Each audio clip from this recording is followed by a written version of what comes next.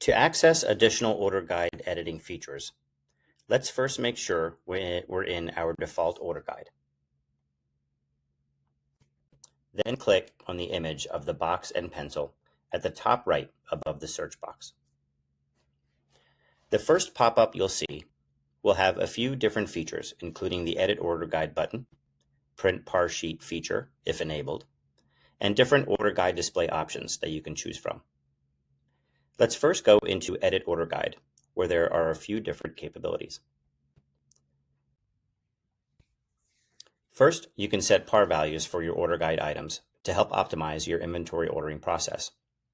In this example, we're going to enter a par value of 6 for the whole chicken.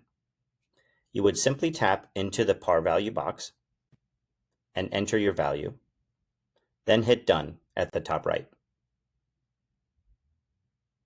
Now, going back to the order guide view and scrolling down to the chicken product, you can see that the par value of 6 appears above the green plus Add Item button. To undo, we would simply go back to Edit mode and remove that par value from the item. Hit Done, and now we can see that that par value has disappeared. Next, we'll cover creating subgroups within your order guide. Much like custom order guides can be created based on your personal needs, you can also, within each order guide, create a subgroup. We can think of this as a way of further subdividing your order guide items to make them even easier to find. To create subgroups, we can hit the box and pencil icon again at the top right, go into Edit Order Guide, and on the next screen, you'll see another pencil at the top right, where a pop-up will show to edit or create a new group. In this example, we'll create a new group for produce and for frozen items.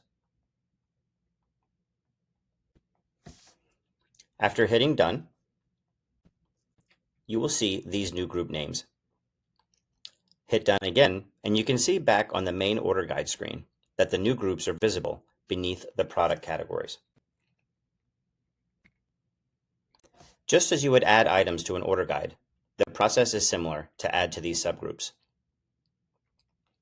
Let's go down to the lemons in the main default order guide view. When clicking on this item, you'll see the star, which as a reminder, is what indicates whether an item is currently on an order guide. By tapping on the star, and in this example we'll choose Case, you now have the option to add that item to one of the subgroups you just created. I'll add the lemons to the produce group and hit Done. Swipe down, and now when looking at your subgroups, let's click the Produce subtab, you'll see where lemons has been added. To modify groups in any way, we would go back into Edit mode via the box and pencil at the top, tap Edit Order Guide again, and again hit the pencil at the top right. Here you have options to edit each group, either by changing the name or deleting altogether.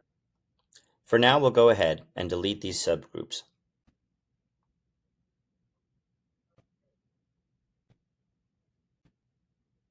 Go back to the main page, and we'll hit Done.